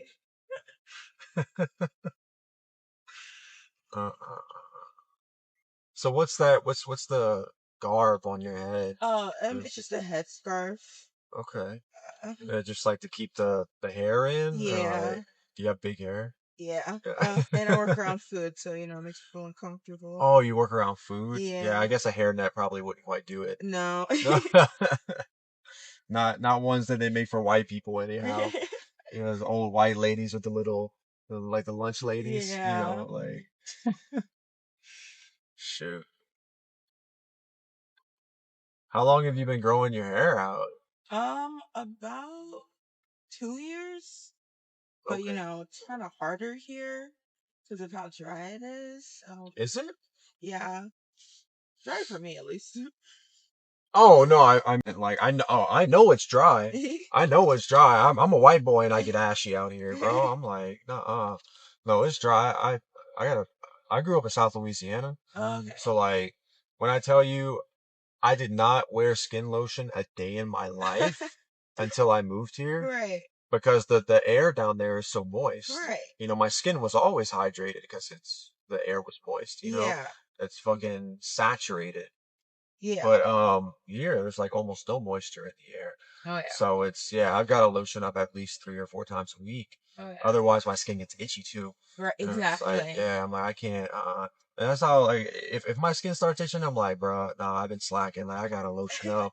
But I just got some fresh lotion. Hey, let me actually ask you, what kind of lotion do you use? Cause like I'm like looking for the good stuff. I'm like, what's It just depends here. I'll probably use like I don't know, cause I usually just use like shea butter, but there's not really a lot around here. Gotcha. Yeah, so I'd probably just use like I didn't know shea butter did lotion. No, you just use it. You just like melt shea. it in and you just use it as lotion. Oh, shea butter, not Yeah. because I've had the Shea Moisture shampoo Yeah. for my scalp. Yeah. You know, but shea butter is like a different thing. It's not a brand, right? No, Shea butter is like a thing. Yeah, it's like a big tub. Gotcha. Is that like? Do you know what's in there? Because I feel like there are some ingredients, Mhm. you know, that you can find or that if you're gonna buy a lotion, Right. I feel like you should target certain ingredients that are actually going to promote skin health. Yeah. You know, and we have the science to know what you know in a general sense. Obviously, everyone's skin is different, slightly, but in a general sense, we all need the same like basic foundation for skin health. Yeah. You know. So, do you have any idea like what is in shea butter? Shea butter, from what I've like at least read and what my like parents told me, is literally just a plant that they make into like a paste of whipped like butter paste. Okay. And that's usually what helps people. It usually helps me. It has a lot of like growth properties more than anything. Like you can use it on your hair. I know people who use it for acne. It's kind of all encompassing one in that sense. Okay. And do you know what plant it comes from? I do not know the plant. Okay. Yeah. Yeah, I think because there's I'm one in Africa at least. okay. Yeah. It makes sense that it's good for the skin. Right. You know, that's where all of our ancestors come from. Right. So, you know, if we had to evolve in symbiosis with the natural environment, well, Definitely. you know, healing things sourced in Africa Right. would probably, probably be hitting the nail on the head there. Yeah. Yeah. I never thought about that. I'm gonna have to look into that. Yeah. You It's know, honestly one of my favorite things to use in just general. Um, I know my mom used to use it for like treating burns and stuff, so it's okay. honestly just And aloe vera is good for that oh too, yeah. right? Aloe is good. Yeah. Also really good for hydration Yeah, properties. aloe infused. Yeah. Aloe infused. I need to just start looking that up, you know, because I'm trying to do I feel like there's a lot that's involved in like really taking care of your body the right way, Oh yeah. right? But like also the information is out there for what our body needs. Yeah.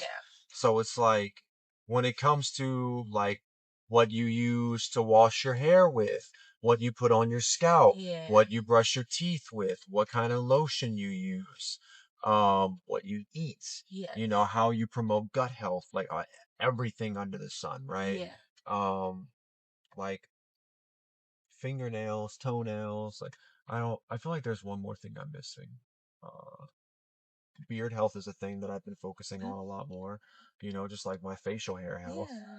and the skin here. But I feel like you're like, okay, so for instance, I was talking to my mom about it the other day, and I feel like what you use to wash, because I feel like the skin here Mhm. is designed differently, like on top of your head, than the skin on your face, Oh yeah. and which is designed differently than the skin on the rest of your body, Yeah.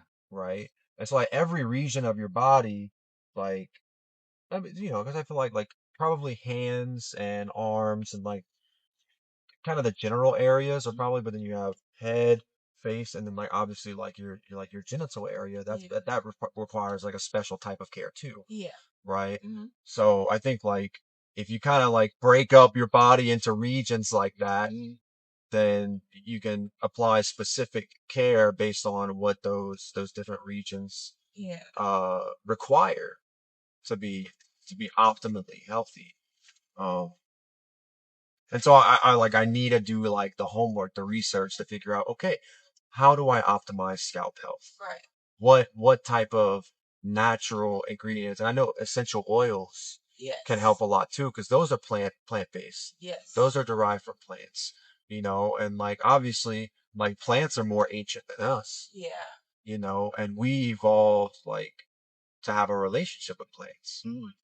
But yeah, I don't know. I'm like into it's I'm at a point where I'm realizing, you know, there is an approaching, like a quickly approaching convergence point of like ancient wisdom and science, Yeah. you know, where there's gonna, it's a convergence, right? Yeah. Where it's like everything that the ancient wisdom, like people have used forever, you know, healing things and like whatever, like ancient practices or whatever it is, you know, ancient wisdom in general. Yeah. That's that's coming to a point where like science is proving all of it, Yes. you know. Yeah. And I think that's beautiful. I think that's great.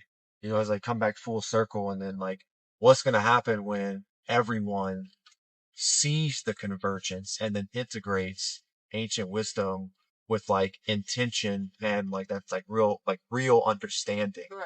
You know, so like there's a knowing and then an understanding, like intellectually. And like we're reaching the point as a species where there's gonna be a harmony between those two things. Hopefully. And I'm like, there's no hope, I know. I know. I feel like I know. capitalism kind of made it so it's kind of harder to want to reach the balance between the two without it like getting too harmful for one of the two, which is usually the one that can't, can't hold a gun. So What about holding a gun? I said capitalism will get to a point where it's gonna overweigh it for one side more than the other, and usually it's the side that can't hold the gun.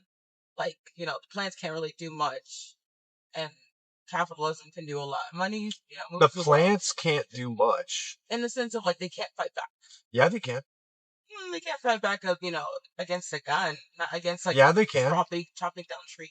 Yeah, that they definitely fight back up against being chopped down. They're not cleaning the atmosphere.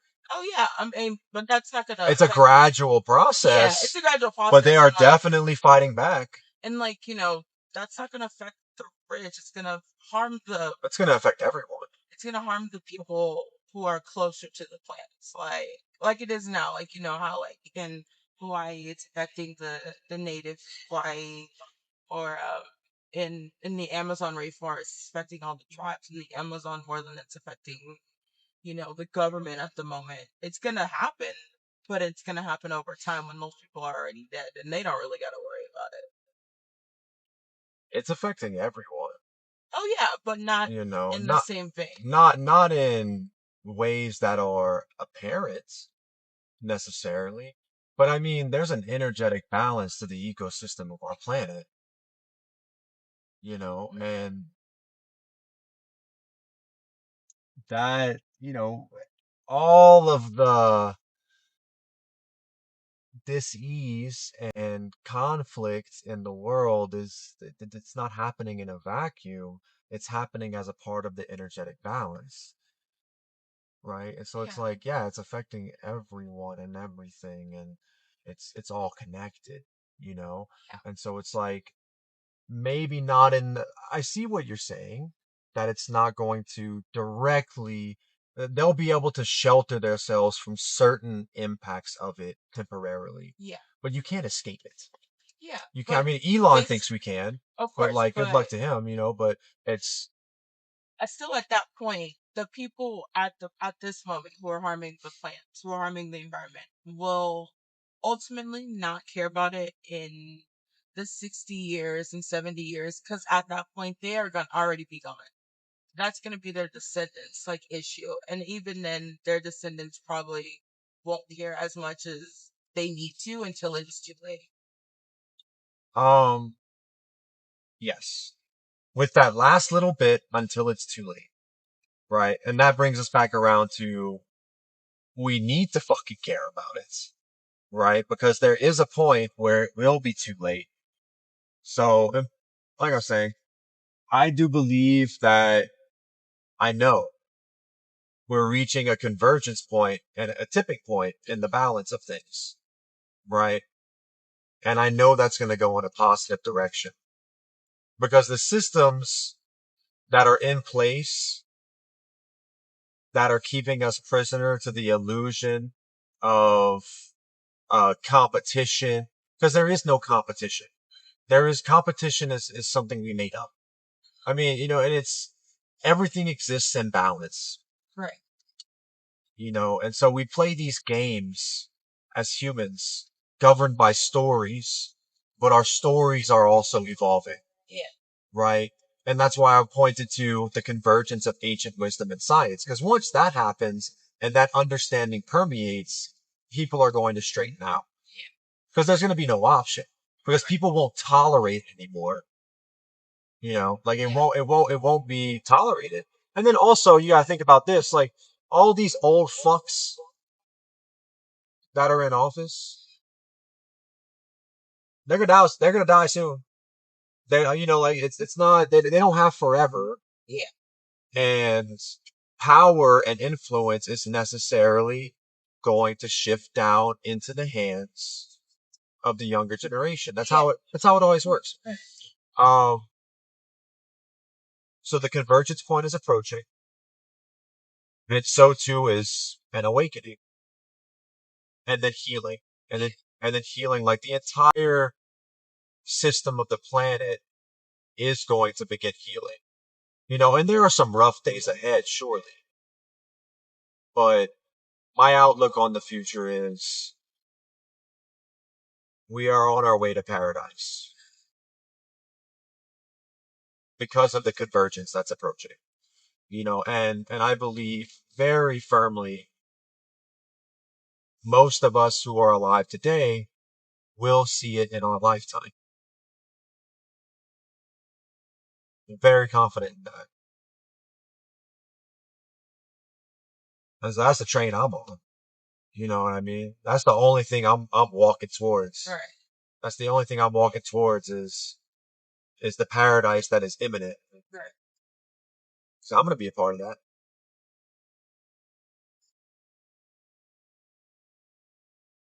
I definitely hope I'm part of it.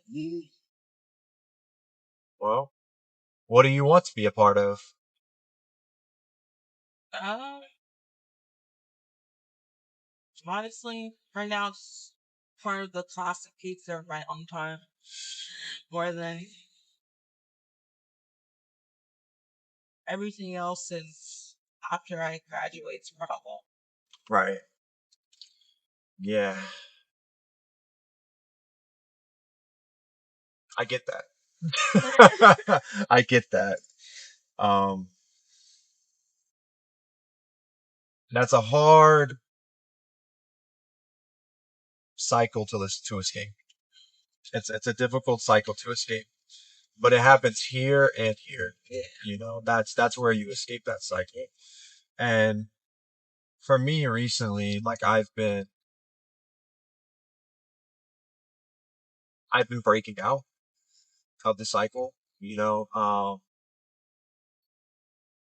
realizing that there is so much more to pursue on the other side of paying my bills, Right. you know, that is worth putting in the extra effort for, that is worth committing myself to the responsibility of leadership, that is worth dreaming for, you know, that is worth believing in. And that's come from within, you know, and it's this balance that what I told my coach, I have a coach right now, and like she's wonderful. And we are teaching one another so much. It might be a funny thing for me to say as her student, but we are teaching one another. That's part of it. And I was telling her, and I put a video on my Instagram too, just explaining how, like, okay, my relationship with my body, for instance, right? And then with my life in general. It's like I've always kind of been in this process of avoiding the bad thing that I worry will happen if I don't do XYZ. That's been my general pattern of behavior, avoiding. Like, if I don't do this, then this bad thing is going to happen. And it's whatever. Like, my imagination is powerful, right? Right. So I can concoct a million different stories of what bad things could happen. And so I've been in this place of avoidance, of fear, right? Right. And then I also realized, so if I go to the gym, right? It's not to nurture my body. I mean, it is, but like kind of by a couple of degrees, because like the consequence is my body gets like somewhat nurtured, right? Right. But really, what I've been doing is avoiding being weak, avoiding, you know, feeling unworthy or like feeling unattractive or, avoiding like growing old and atrophying and dying. But it's always been this like, if I don't go to the gym, then this bad thing will happen, right? It's like I have to go to the gym because this bad thing will happen if I don't.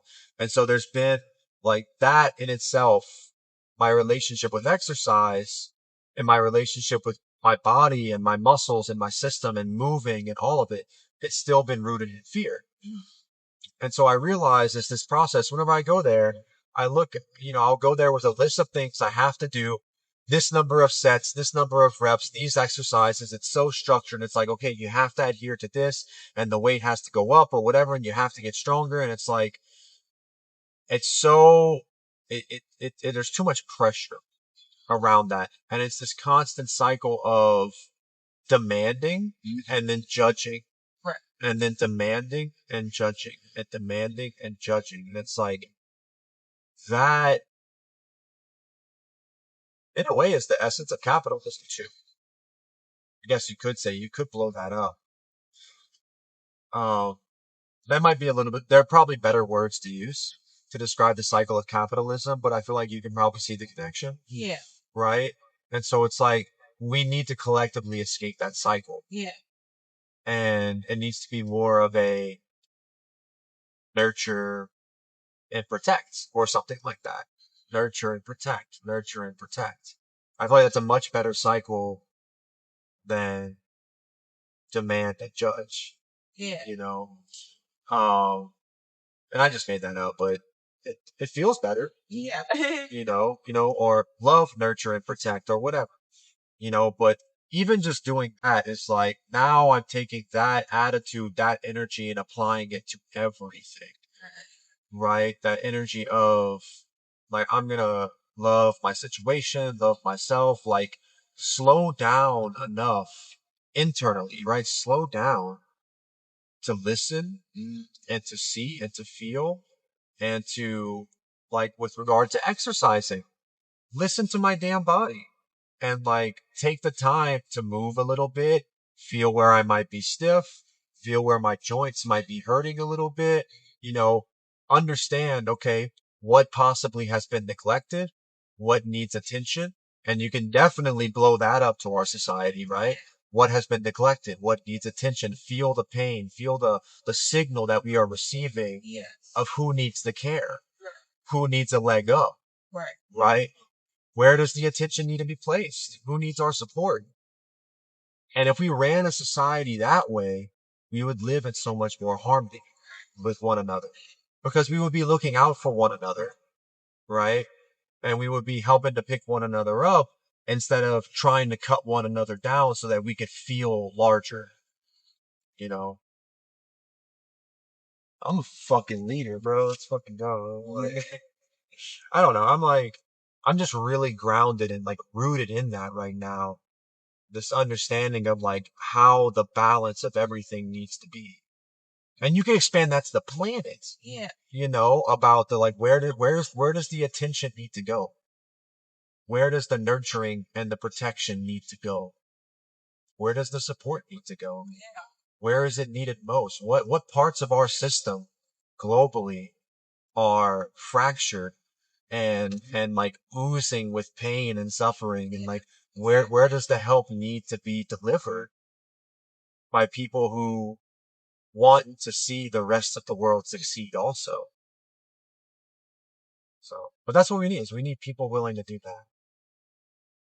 But we gotta start here, but we gotta start in the body. That's where it starts, is giving that to yourself first, and then you can give it to other people. Because when you're not giving it to yourself, you get caught in that cycle internally. Demand and judge, demand and judge, demand and judge. Then you do it to other people.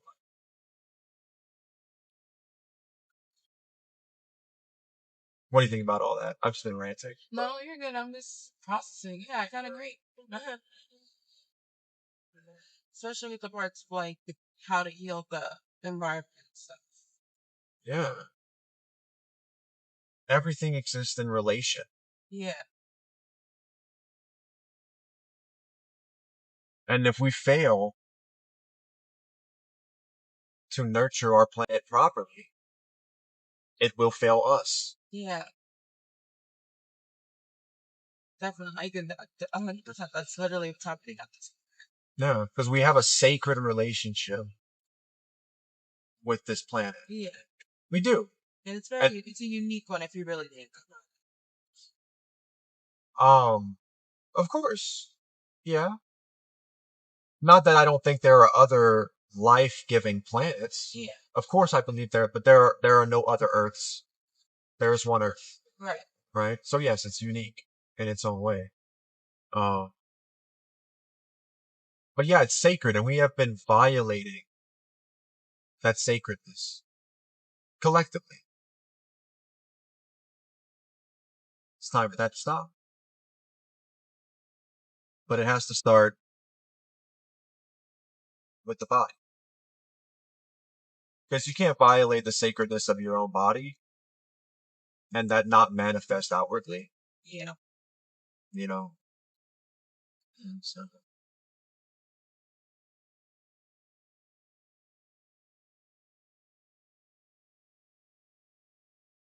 I usually wait until the end of a ride to ask this, but I feel like that is a good statement to close out with and ask you, would you mind if I put that on my podcast? What part? All of it. No. Yeah. No names, No video. Anonymity is protected. Just audio. Okay. Thank you. Mhm. I think spreading the word is important. Yeah, definitely. It's important that we speak to the truth that we hold. Yeah. You know, and it's important that we listen to receive the truth from others as well. Yeah. And I've been learning how to do that. So what's the name of your podcast? It's nothing personal. Yeah. Yeah, the name is It's Nothing Personal. Gotcha. Yeah, it's on Spotify. I might go home after this ride and make my next episode. Or start making it. It's gonna be very different than any episode I've made so far. And are you cool with just like this whole conversation going on? Yeah. It's like, yeah, okay, cool. But yeah, I normally do ask at the end. But I'm like, I went the part about where I work. where you work? Oh yeah, no, we could. Yeah, of course. No identifying details. No identifying details. You're protected.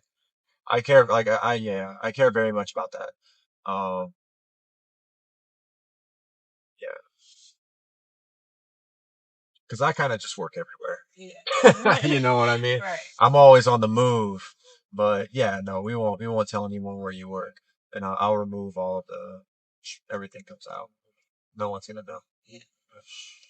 But yeah. No, I do. I've been doing that since the start, and that's why I ask. You know, it's like I think one of the most important things that we also forget, is that the only way that we can respect and honor our individual ability to say no is by granting no to other people. Yeah. If you can't grant no to other people, then in turn, you are not respecting your own ability to say no. And you see that imbalance everywhere. I think it's an important point. You know, if I care about being able to say no, I have to protect other people's right to say no. And encourage them to do so. And invite them to do so. It's like, hey, if you want me to fuck off, if you don't want this going on the podcast, okay, that's why I ask. Yeah.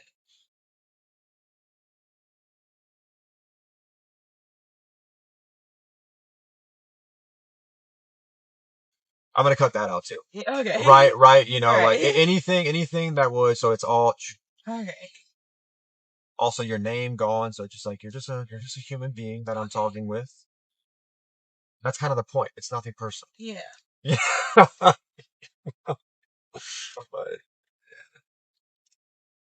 just two people. Right. Lovely conversation. Just two souls along their way. Yeah. If you believe in separation at all. I pretty much thought.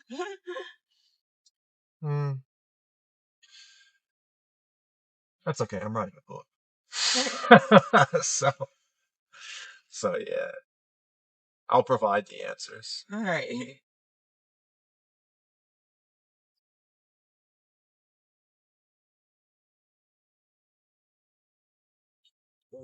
Okay, let's just like scooch in here real quick. And then you can be along your way as you were. And forever changed. Right. At least forever curious, right? Hey, that's a choice. Thank you so much. Yeah, you're welcome. Have a great day. You too.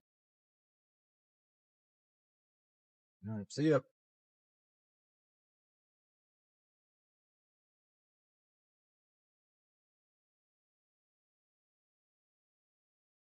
You gotta come up like that.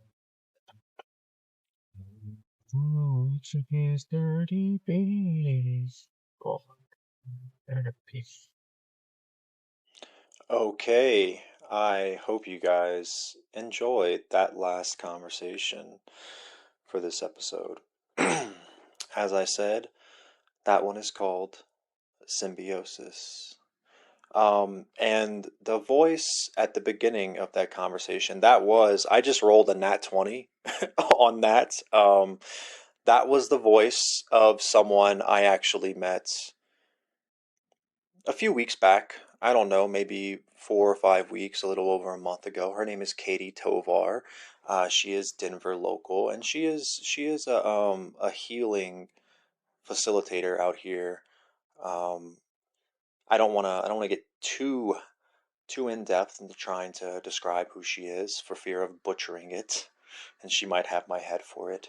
But yeah, I mean, she does feminine empowerment and feminine embodiment work, and she's great. You know, we met in a very serendipitous way, just like I meet all of these people, and we connected, and I actually on the last day of February this year, on the 29th, I went to a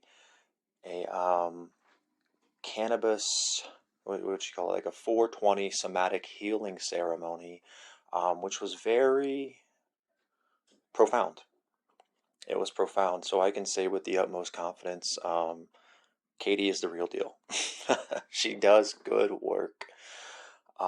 She does very good work. And I also asked her permission to include her voice, and she so graciously was okay with that.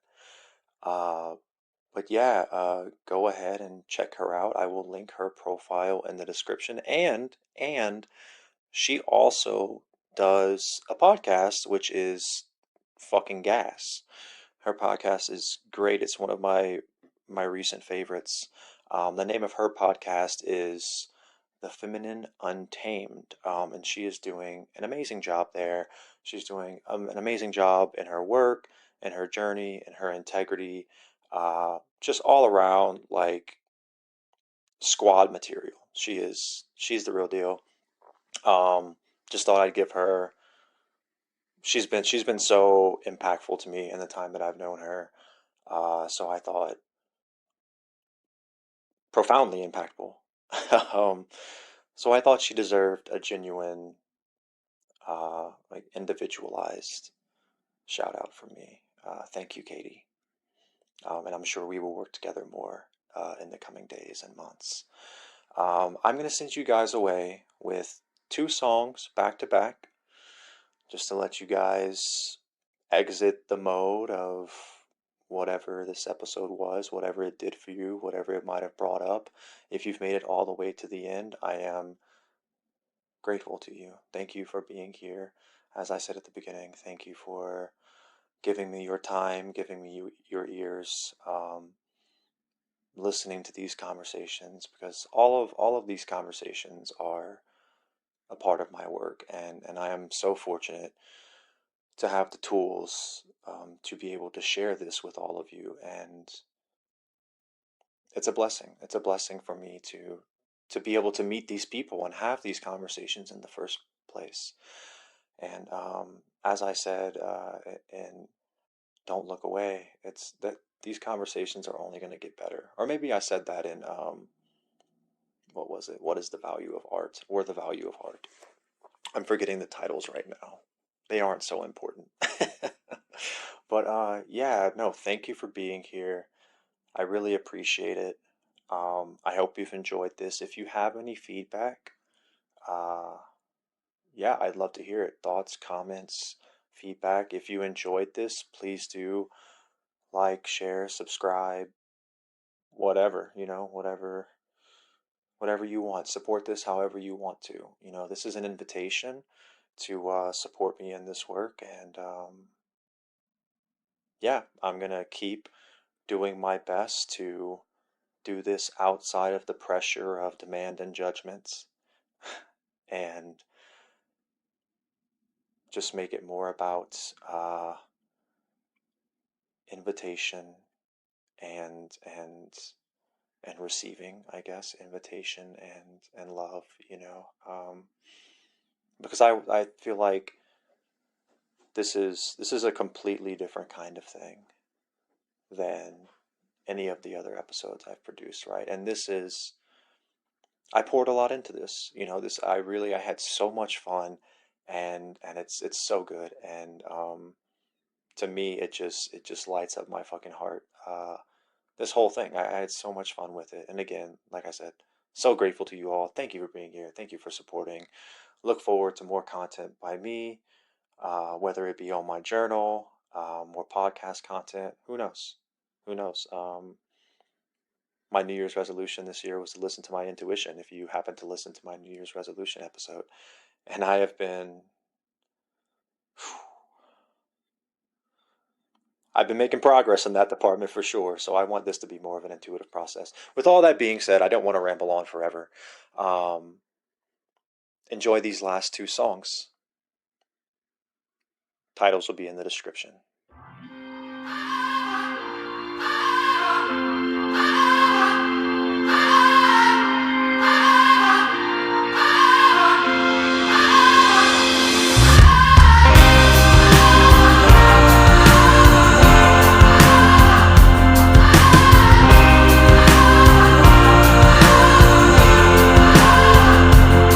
Getting out while we can. Waves are crashing on the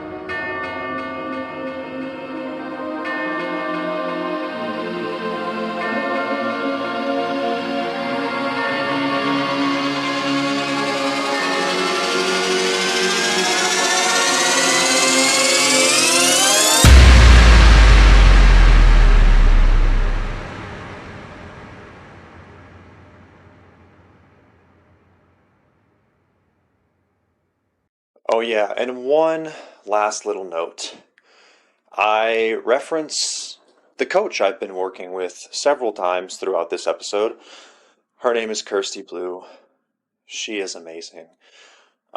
If you are looking to work with someone directly who can be a guiding light on your way to helping you unlock yourself, Kirsty's got the tools, she has the patience, she has the grace, and the integrity, and the commitment. She's here to do the work, and I will tell you, if she can put up with me, she can put up with anyone. So don't be afraid to reach out. She truly is a gem. I will have all of her info in the description. Take care. See you next time.